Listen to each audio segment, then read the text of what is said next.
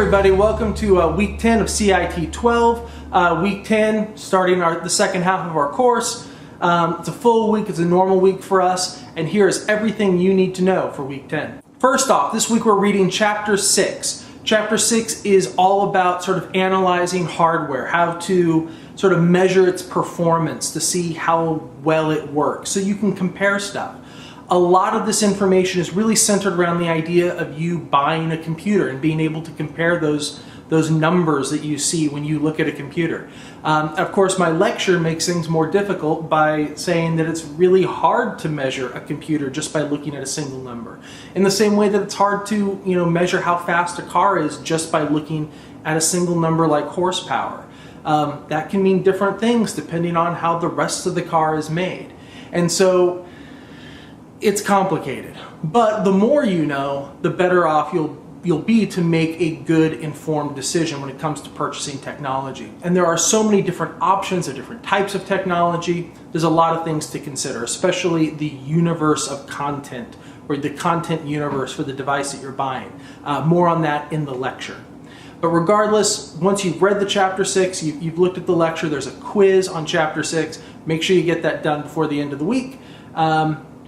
Yeah, that way we know that you've paid attention. And then we have our discussion for this week. Now this discussion, I hope you find fun. It's all about the maker movement. The maker movement started with a magazine and an expo. Make Magazine and their Maker Faire in San Mateo here in California.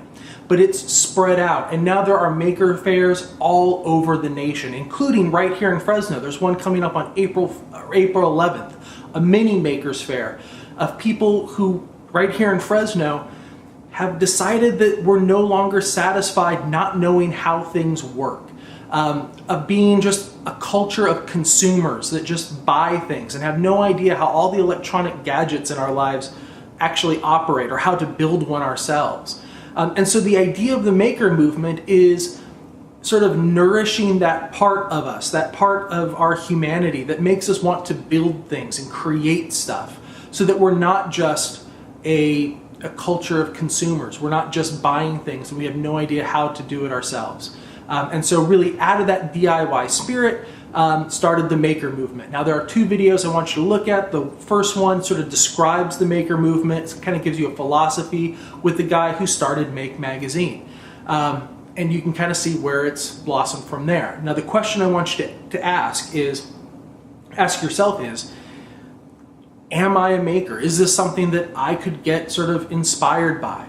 And if so, what would I like to make? Now, the maker movement is really diverse. It's not just electronics and computers, although you will find plenty of robots and other sort of cool things out there. It could be as simple as just baking bread. How do you actually make French bread? Make sourdough? There's a lot of biology you can kind of learn from making sourdough bread from scratch in your own home. Maybe it's woodworking or metal shop or metalwork. The maker movement sort of rejects this idea that we shouldn't teach kids shop. Learning to make something with your hands isn't something that has gone away because of computers and stuff getting easier. It's something that we still need to know how to do. That it's not about whether or not we'll need you for the factory later on. It's really more about sort of nourishing that creative part of yourself, to know how the world around you works and how to create that stuff. And so take a look at those things, ask, even if it's not computers, is there some of that maker in you? And if so, what is the thing you'd like to make? The second video is actually looking at the highlights from last year's sort of big makers fair in San Mateo. And that one, just look at the highlights. There's some stuff they sort of talk about, and then there's some stuff that just sort of appears on the screen for a bit and then goes away. And take a look and see, is there anything there that kind of inspires you to say, hey, maybe I'd want to learn how to make that. I find that interesting. If so, tell us what it is. What was the coolest thing you saw from the highlights of the 2014 Makers Faire? The big Makers Faire. That being said, once you're done with that, that's a discussion. It's kind of the normal process. Make sure you respond to somebody else's post so you get full credit. And yeah, Maker's Faire, it's something that I have been inspired by, I think is really interesting.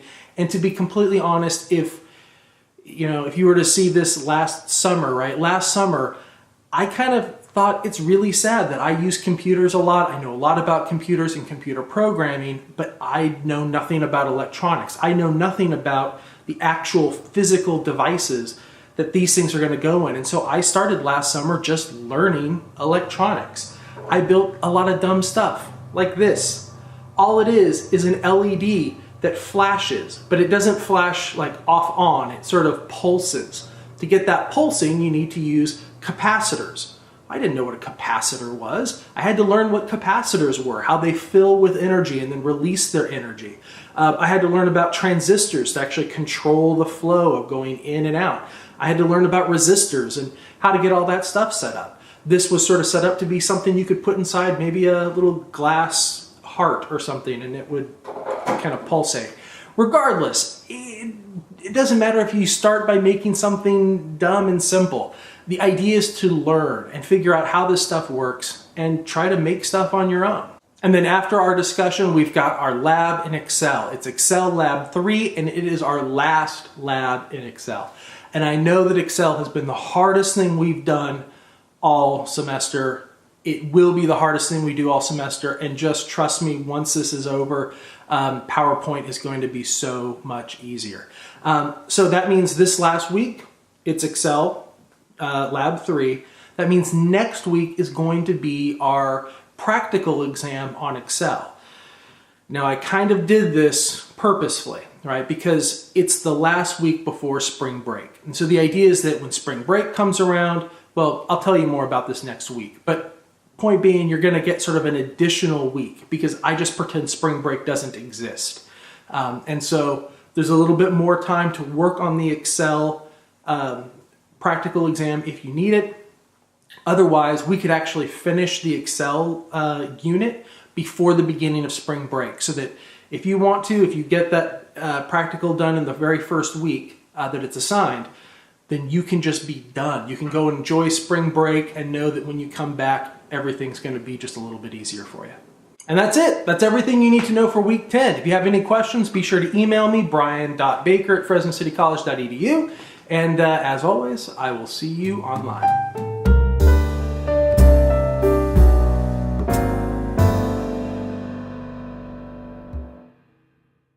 I know it seems really simple, but electronics is hard.